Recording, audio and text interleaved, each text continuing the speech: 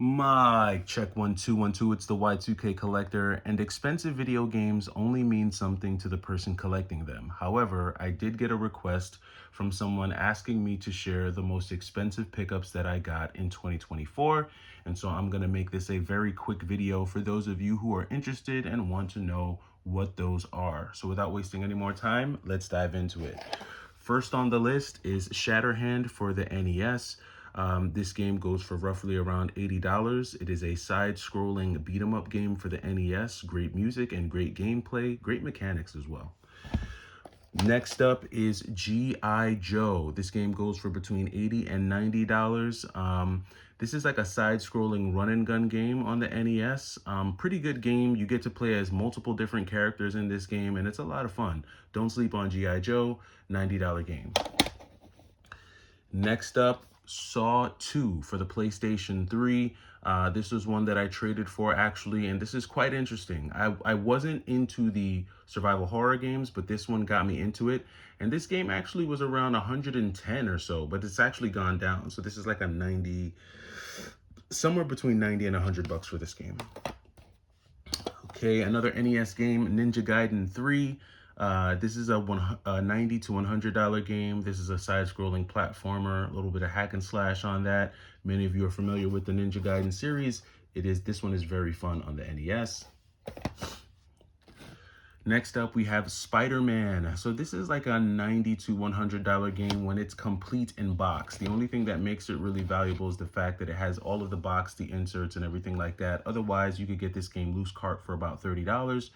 Not the most fun Spider-Man game, but it is cool to have it complete in box. Next up, Lunar Silver Star Story Complete. Now, I do have this complete in the jewel case, but I don't have the full box set complete, which would up the value. I think in this condition, this is like a $94 game. I do have like all the extras that come in with it. I just don't have that overall big box with it. But Lunar is a cool RPG game. Very, very cool RPG game. Glad to add this one to the collection this year. Next up, Fatal Frame 2. This was one that I traded for. This is about a $90 to $95 game on the PlayStation 2. Pretty cool game from what I see. It's another survival horror, which I finally started to get into in 2024. This one was one that I traded for. Glad that I picked this up. It's actually in really, really good condition, so was glad to get this one. Next up, Metal Gear Solid: The Twin Snakes. This is like a $99 to $100 game when it's complete and everything like that. Pick this up. This is actually a condition upgrade. I had purchased this from GameStop during their buy two get one in the beginning of the year, but then I repurchased it again so that I could get it complete with 2 discs that actually work. So I actually kind of sent them back the one that wasn't working because they sent me some bogus discs.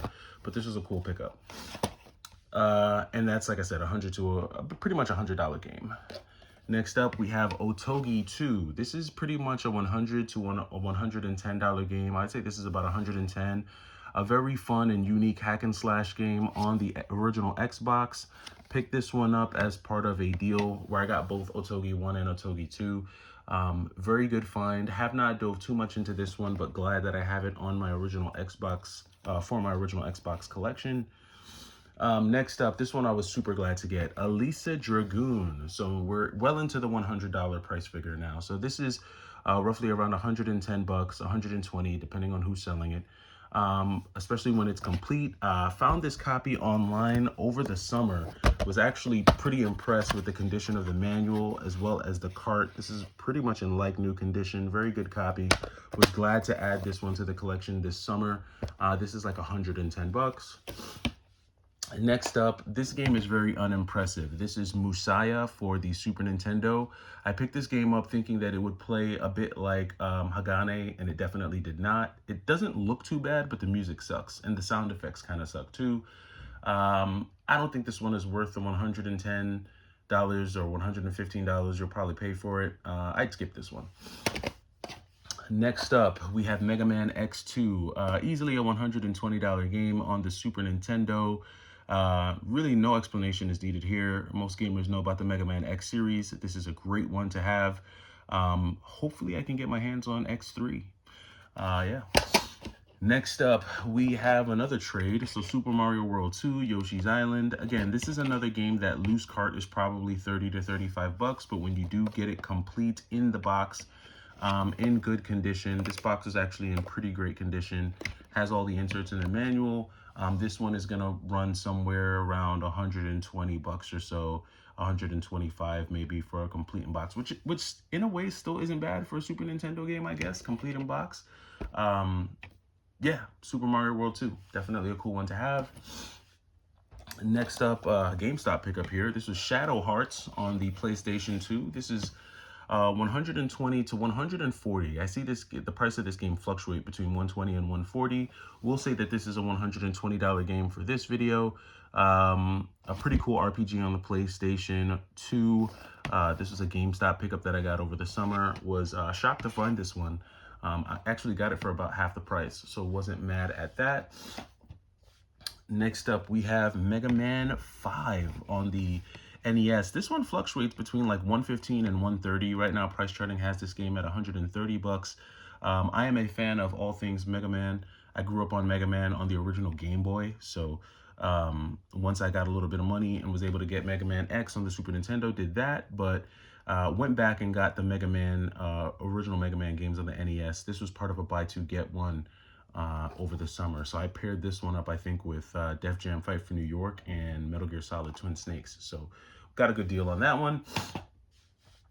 Next up, we have one that I traded for, Contra Hard Corps. So this one's like about 140 to 150. I see this even going for 160. I think it just depends on the condition. The condition on this one is actually impeccable. This was one that I traded for over this past summer, and I was almost going to skip it, but when I opened it up and saw how clean that manual was, and I saw the condition of the cartridge, had to go ahead and snag it, because it's just always hard to find some of these Sega games. It's hard to find them in really good condition, especially with a good manual. So definitely wanted to jump at that, snag this one up, and added it to the collection for sure. So about I would say 140 to 160 on that Contra game. Next up, we have Lost Kingdoms 2. So this is roughly a $145 to $150 game on the GameCube. You may see people ask for more online. If you find this one in a store, they may want more for it in a store as well. They may want 160 or so. Was glad to find this one. Added this one to the collection as well over this summer. This was a part of a trade. I needed to burn some trade money, some trade bait. So added this one to the GameCube collection. Was glad about that. Next up, GameStop, by part of a buy two get one. We have Def Jam Fight for New York Greatest Hits. This was a cool pickup over this past spring. Added this one to the collection. Super nostalgic. Def Jam Fight for New York goes for anywhere between 150 and 160. This was like a $200 game at one point, but prices for some games are going down, some of the pricier games. So added this one over the summer. This was the free game, so I was glad to add it. Yeah, good pickup.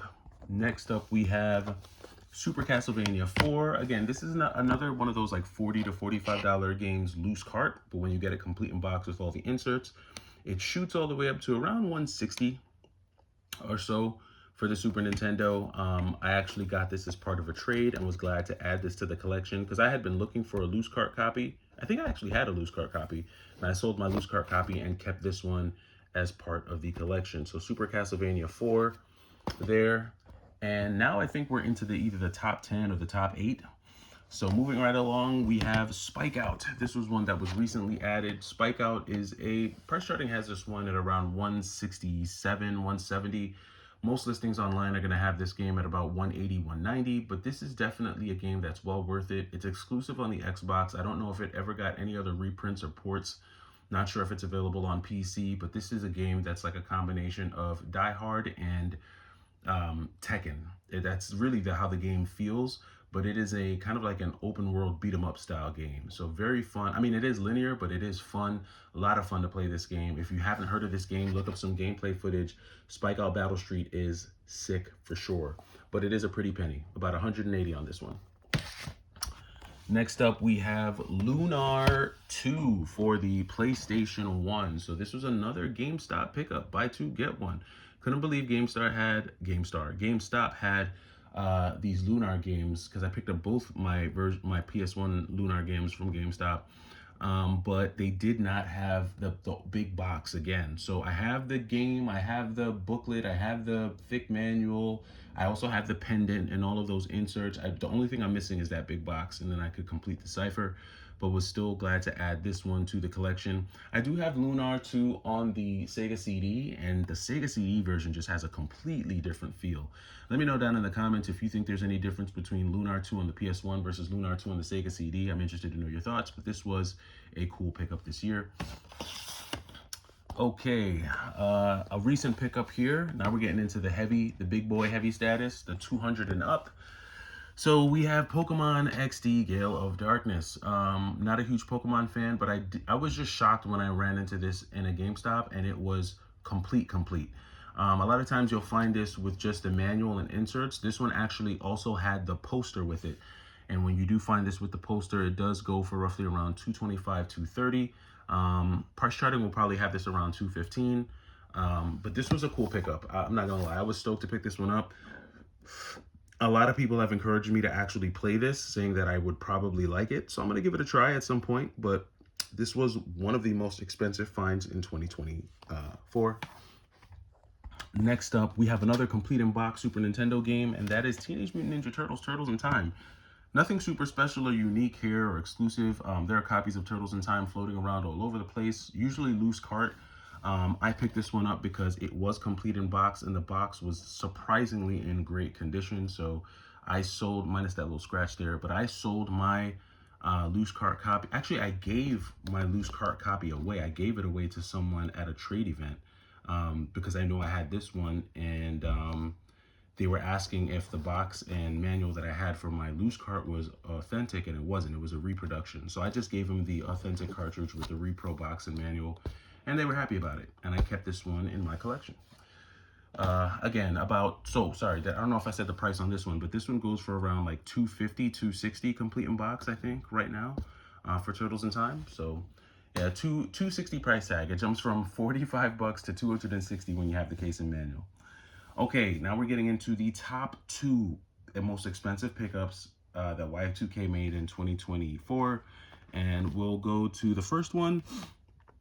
This is actually a PlayStation 1 import game. It is called Rapid Reload. If you've never heard of Rapid Reload, it's probably because you're more familiar with the Japanese version of this game, which is called Gunner's Heaven. This is essentially a run and gun shooter on the PlayStation 1 that plays in this 2D sprite-based format. This game feels very much like either Gunstar Heroes, if you've ever played Gunstar Heroes on the Sega Genesis, as well as Commando Steel Disaster. If you've ever played Commando Steel Disaster on the DS, that's pretty much what this game is like. Very cool game. It feels like a game that would have been made by a company like Treasure. Just really sick. The music is so retro. You do need a PAL PlayStation 1 to play this game, unless you have some type of modded console that allows you to play PAL games. I do have a PAL PlayStation 1 that I found at a thrift store, surprisingly enough. I walked into a thrift store over the summer, and I saw this PlayStation 1 that looked like brand new. And I was like, why doesn't anyone want this? It had been sitting there. And it wasn't until I flipped it over that I realized it was like a PAL PlayStation 1. And I said, I could do something with this. Because I knew there were some PAL PlayStation 1 games that I was interested in, and this was definitely one of them. So, like I said, you can get the Gunner's Heaven version of this game. If you get the Japanese version called Gunner's Heaven, that one's going to be a lot cheaper. I think that version is like, I think it goes for roughly like $80 to $100. If you get the Rapid Reload version, the PAL version of this game, this version is a lot more rare. So complete in box copies of this game can range between $400 and $500. I did not pay anything close to that for this game because the version that I got, it was actually missing this side art here. So I had to go online and find a reproduction side art to fix this. But the back art is authentic, the cover is authentic, and this one actually does come with an authentic manual, because you'll see that a lot of these copies, they don't come with the authentic manual. This manual's got some wear and tear on it. That's okay. That just means it has character, and somebody in Germany or in France or somewhere overseas was really having a blast with this game. They were putting in some work. There's a lot of translations on this. That's why this manual is so thick. You have translations in English and French and Dutch and all that jazz, but there goes the disc. I've played it a little bit. It's definitely a fun game. I've gotten through a few levels on this one. I definitely recommend it. If you're into imports and you want to check out something different, you want to have something unique in your collection, check out those imports because they're really cool. But this is a good one. Like I said, if you find like a loose disc, this game is like close to $200. If you find one like with the case and no manual, you're going to be looking at $270, close to $300. Complete in box, it's easily over $400. So definitely one that I recommend checking out if you're into imports. But this was definitely the second most expensive game I picked up in 2024. And then last but not least, the one that you've probably been seeing all year in a lot of videos, and that is my complete in-box copy of Last Resort on the Neo Geo AES. I do have a Neo Geo AES. I don't have a ton of games for it. I've only got about 3 games for it. I have Magician Lord, Last Resort, and another shoot 'em up. The one game that I'm actually holding out for when it comes to the Neo Geo AES is a copy of Blazing Star. I'm really trying to see if I can get an authentic copy of Blazing Star. There are so many reproduction copies of Neo Geo games. There's so many fake Neo Geo games, it's not even funny. And that's the reason why I'm not quick to buy a Neo Geo game, just because I know there's a lot of fakes out there. But I picked this copy up from a pretty reliable source here in New York. It did come with the original manual, and then you have the original cart there. So I was really stoked to pick this one up and add it to the collection for sure. Traded away a good amount of Switch games to get this. This was like one of my first pickups of the year when I traded away a bunch of Switch stuff and a bunch of PlayStation 2 stuff. And I picked up this copy. And I'm actually glad that I traded away a lot of those PlayStation 2 games, because over this year, I found at least 35 to 40% of the games that I sold. I found a bunch of them at GameStop this year for like a fraction of the price that I sold them for. So a lot of those PlayStation 2 games were more readily, you're going to find PlayStation 2 games easier than you will Neo Geo games. I'm going to just say it that way. Same thing with Switch games. You're going to be able to find a lot of these Switch games that people are going crazy over. You're going to be able to find them easily in the wild or online or in stores. You're going to find those games all day. It's going to be a lot harder to find some of these more retro games. So at the time, it made sense for me to trade those games in to pick this stuff up. And I'm glad I did, because it's getting easier and easier to find Gen 6 games and harder to find Gen 5 and Gen 4 games as time moves along. So those are my most expensive pickups for 2024. Let me know down in the comments if any of these are games that resonate with you. Let me know what your favorite was, and I'll catch you in the next video. It's the Y2K Collector. Take it easy.